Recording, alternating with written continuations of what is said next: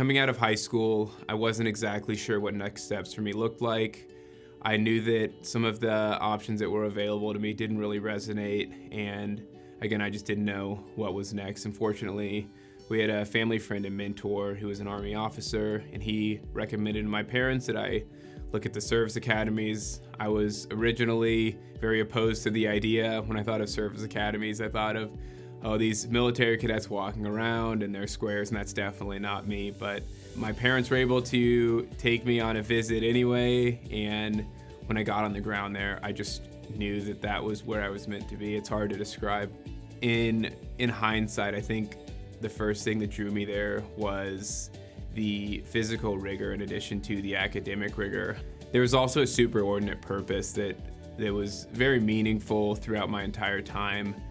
To be able to not only serve your country, but walk in the footsteps of men and women who have served their country, and many of which have given their lives for their country.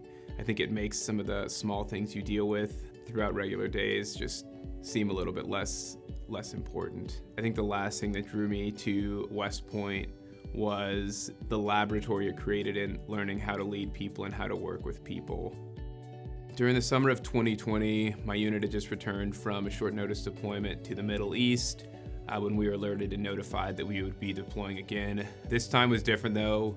We were told we were going to deploy to Washington, D.C. to quell the George Floyd protests. This was a very difficult time for me. It was confusing, it was chaotic, and I think to add insult to injury to the matter, we were told when we were preparing all of our equipment to deploy that we would be bringing bayonets, and in that moment I just knew that this wasn't right, and I knew that people in our chain of command had greenlit this decision where they were creating the possibility of an American soldier bayoneting an American civilian. And again, in this moment, as a black man who was also grieving from watching George Floyd being killed, and I also understood why these protesters were out there. They're also equally grieving, and to be put in a position to have to face off against those protesters, I just knew that at that moment I needed to acquire the tools and the skill sets to, in the future, prevent decisions like that from happening again. And when I was thinking about where's the best place to acquire these tools, where's the best place to hone these skills, I think law school came up as a certain choice. I think the most valuable thing veterans bring with them to Yale Law School is their perspective. These are people who have been at the implementation phase of decisions that were made in Washington, D.C., or decisions that were made much higher up the chain of command, and they get to see what the second and third order effects are, and not only that, but how they impact individuals.